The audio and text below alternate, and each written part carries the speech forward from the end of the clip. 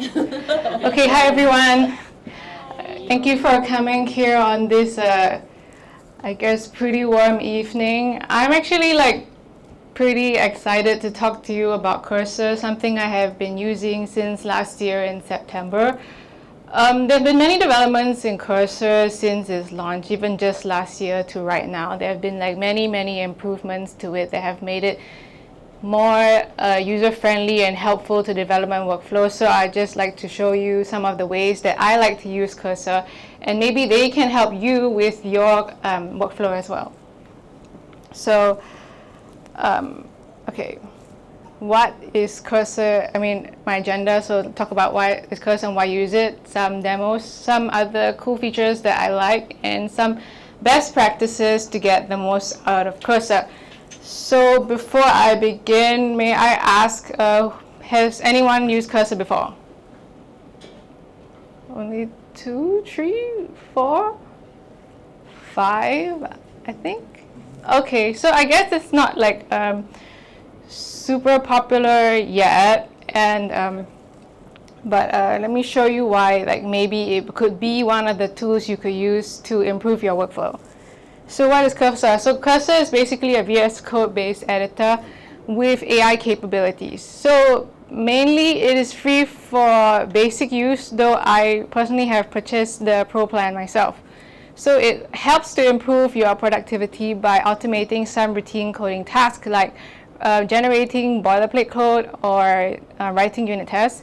And also while you are coding, it also does give you suggestions and provide refactoring, some ideas for refactoring. But with that being said, it's not a replacement for us developers. It's more like to help you become a better developer.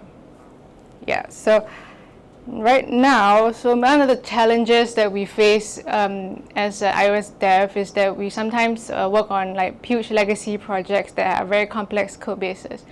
And also we have, I guess, writing tests can be very time consuming because you have to write a lot of boilerplate code and go through every single thing. And lastly, when you want to refactor, sometimes there's the fear that perhaps your factor might break things in your code and make things even worse. So let's see some ways that Cursor can help you circumvent these 3 challenges. Okay, so all right, yeah, that's what I said. So these 3. So you can use Cursor to give summaries of your code or difficult maybe difficult pieces of code that you want to try and understand, and give you explanations to break it down for you, because sometimes the code can be long or extend across multiple files. It doesn't just, it's able to take context from whole folders or multiple folders to give you context on what the project is about and not just single file. And you can also generate tests to help you, I guess, automate that part faster. Yep. Okay. All right, so I want to demo the test creation first. So I guess I wonder how many of you have attended iOS conference. So you might have seen this conference app that we have here. So this is basically what it is. It's just that showing the schedule for the conference and then showing us some links and more info. So it's a pretty basic app.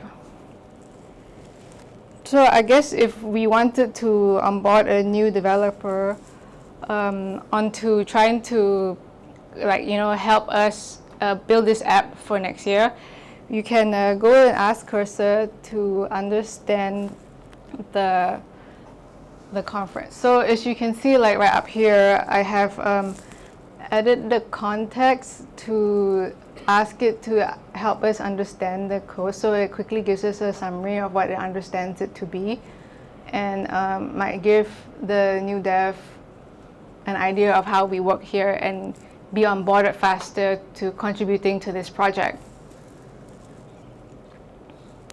Okay. Next, we want to make sure that, because this app is used by our conference attendees, and very important to share the schedule with all of them, that it's always working fine, and that that our endpoint is actually delivering the right response that can be read by the app. So we can ask it to write tests for the schedule, for the talks in the schedule. So like right now I ask it to write tests for the talk and the schedule, and to place it directly under the folder where the Marble tests are. So it's actually like writing. It does take a bit of time, but it is like generating the tests and putting it under the appropriate folder where the tests are supposed to be based on my instructions for it. So as you can see above there, you can the add schedule and add Marble test like gives the cursor the context to where it should be referencing, and then placing it under the right folder. So I think at the bottom there's we can see like the test that is generated like right now, and it's also given me the chance to choose to reject or accept this file, like based on like my review of it. So one of the things about this is that even if it does generate tests, you cannot fully trust it 100%. You still need to review what it has created, because it can make mistakes. Even though it does like help to do some of the heavy lifting in generating tests, you still need to review this and see if it's what you want. And yeah, sometimes there are also compile errors, but we can take a look at that later. Okay, so we are going to look through the test that is generated now and try to run them and see if it works out. Okay, so it's building, but I think there's a problem. So there's over here a compile error. It has generated a talk type called talk, but within our project there's no as an enum, there's no type of talk called talk. So it has generated an error. So we have to go look through the test and see if it builds and runs. So it can, and it's running the test now.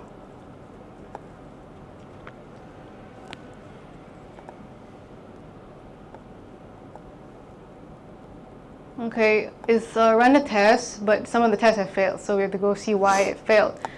And here in this one, it's failed because the JSON string it generated here has tried to generate the talk type called talk, which doesn't exist. So the decoding has failed. So we need to go fix that. And the other one is about the testing. Another function that we have called like talk is ongoing. It's also failed. So we will go and look at why it has.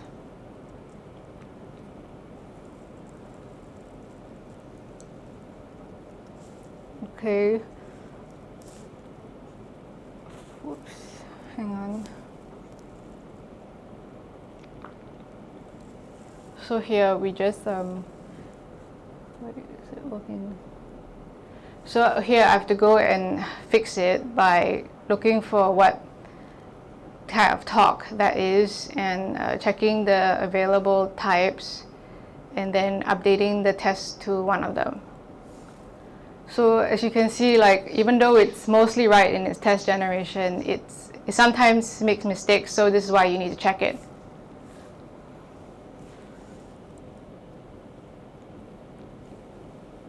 Okay. And I'm running again, see now it passes. Okay, next part. So some of it is debugging assistance. So just now we also came across this test that's also failing. It's about testing the view type ongoing. Basically, it's giving us the information whether or not this talk is currently ongoing right now. So it says that it failed. So it said not started is not equals to ongoing. So let's go use cursor to help us find out what's wrong with this.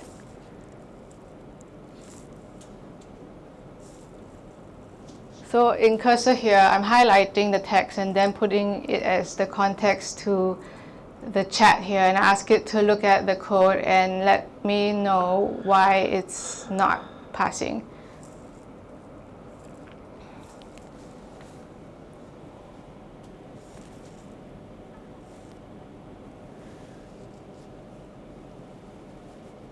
So for this, you just need to highlight the test, or you need to paste it somewhere.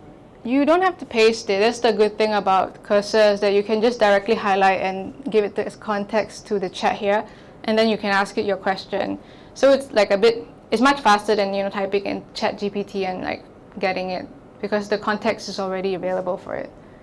So it's showing me like that there's a bug here and why there is an issue with the code. That's why it's returning the wrong value. So I'm asking it to correct the logic in the correct file. So it will go and make the correction here, so that start is before now and end is also before now. So it will be returned ongoing.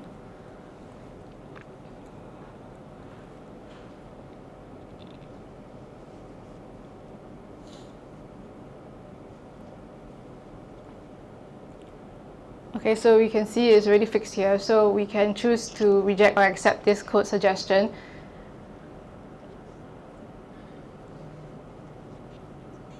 And then we can run the test again and see if it passes. So yeah, now it passes. Yeah, so this is one of the ways that you can use it for debugging assistance. Alright, so moving on to the features of chat. So as you saw just now, there's also inline chat. So basically, this inline chat sort of looks like this. Like if I'm writing a function, you can highlight this and ask it directly in the code for assistance. But the limitation to this is that it can only basically have context of the current file, not other files. So you can just accept it. So for like easier tasks that you just want to like refactor a little bit, you can use this. Okay, the next one is the ask interface that you see me using on the side just now. So you can ask it questions about your code and ask it to generate code, but it cannot directly update the code in your file, but it can give you suggestions based on the context that you give it. So I just ask us to explain the structure of this app, and then it will look through everything and give me the answer. So it can look through multiple files and reference them and give us a more comprehensive answer. Okay, and the more important one, the agent. So it is a more powerful version, so it uses tools and reasoning to perform coding tasks without minimal supervision. There are ways to also use this so that it can basically automatically run on its own. So it can read and write code, search the code base. It can also run terminal commands. You can also give it permission to run commands without asking you, but by default it doesn't do that. And it can also like reference the web for up-to-date information. So I'm just gonna ask it to create a new admin boolean, and this task requires some changes across many different files. So you can see it can think about it for a bit, and then it's already coming up with the solution across many different files.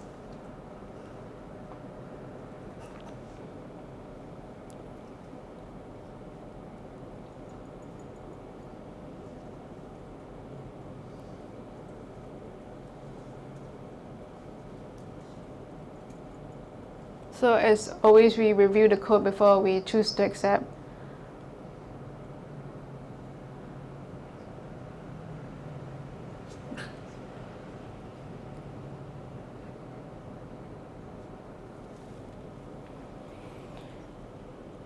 Okay. Okay, so Some other fun features that I enjoy, you can actually launch you can use Cursor side by side, but you can actually launch the app directly from Cursor by using this extension called SweetPad. So you can see if you press build and run, it's debugging. It does, it's running, so it's taking a little bit of time, but it will, oops. So it's like pressing play over there.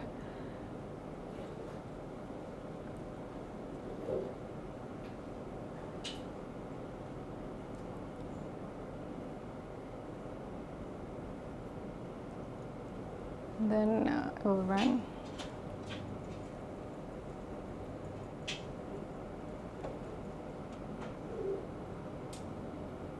There. So yeah, you can launch the app like that. Other things you can do is you can also run the test directly from Cursor.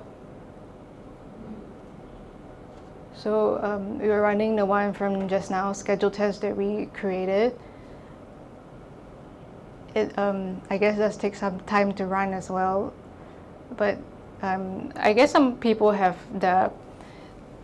are thinking about, like, do they have to keep switching back and forth from Xcode to Cursor in order to use it? But there are some, I guess, ways that we can circumvent this to make sure that we can mostly stay in Cursor. But my own preference is to use both side by side.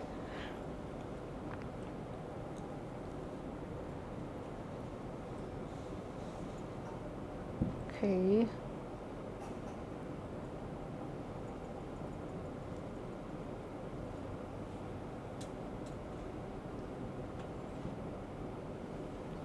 Is it the progress down there?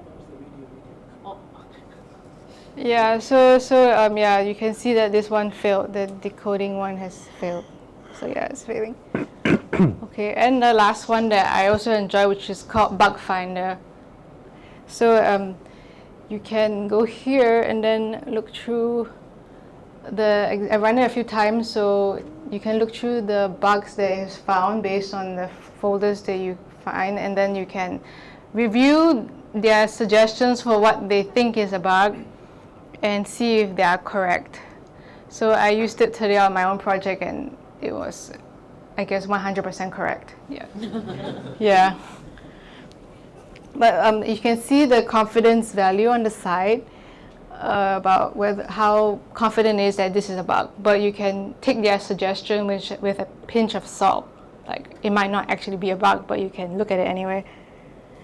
So some of the best practices, my opinion, for using Cursor, because like even if it's a very powerful tool, there are ways to, I guess, customize the output so that it suits you better, and so you are more efficient in your workflow. And one of that is using cursor rules. So they customize how the AI behaves in your environment. So there are two different kinds of rules: global rules and project-based rules.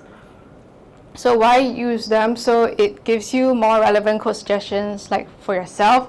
Like for example, if you want like them not to be like to the point and to just give you the relevant output, you can say you want like to the point answers, don't say so much.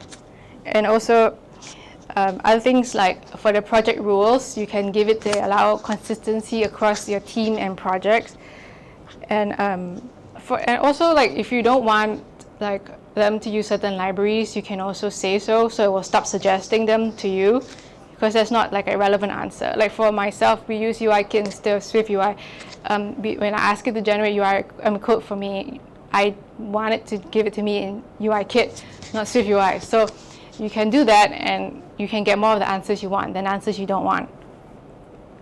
Okay, so some examples of global rules are like this. So you can use to, like, for example, break large functions into small focused components, and to prioritize readability over clever solutions. Yeah, or like use simple overview for adding details. Something like this, so that the output suits yourself better than what you don't have to accept everything, because you can tell it what you want, and it will direct it to give you output that suits you better. So some examples of project rules, like for me, use Swift 5, and then RIP architecture, programmatic UI layout, something like that. So it will give you more of the output that you want when you ask it to. So basically, cursor rules, there's the global rules where you can only, it affects like all your output through the app. But there are also project-based rules, and up here, you can have more than one file of project-based rules, those green ones up there, but I can't find my cursor anymore.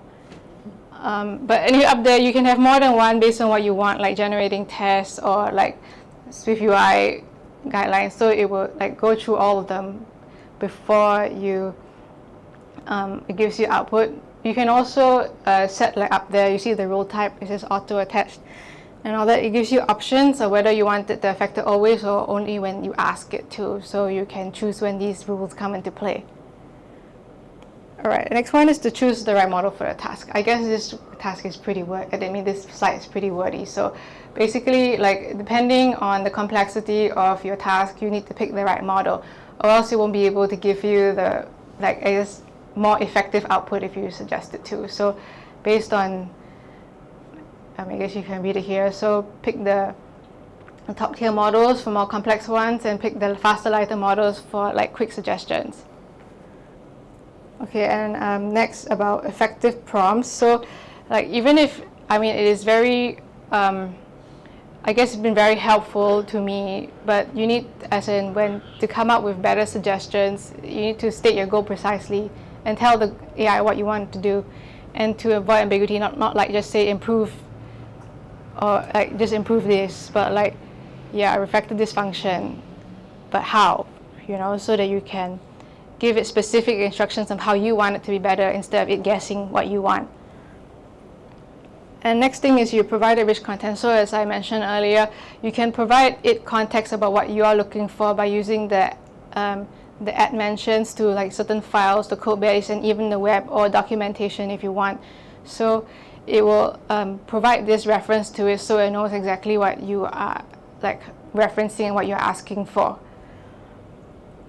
Yeah, and also you can define who or what you are as itself. So like it's a senior Swift developer, or specify the output so you can get the answers how you like it. And I think this part is like pretty important, but for like maybe large tasks, it's better to break it down into like smaller parts so that you can solve one part of it at a time. The output for me seems to be better that way when it's step by step than to ask you to do too many things at once. Okay, so in summary, like Cursor like boosts productivity by automating routine and repetitive tasks like generating boilerplate code or writing tests, and to like maximize your use out of it, you can use the best practices that are suggested there, like the right model, prompting effectively in order to get the most out of your use of it. Okay, yeah, that's all I have. Thank you. Okay.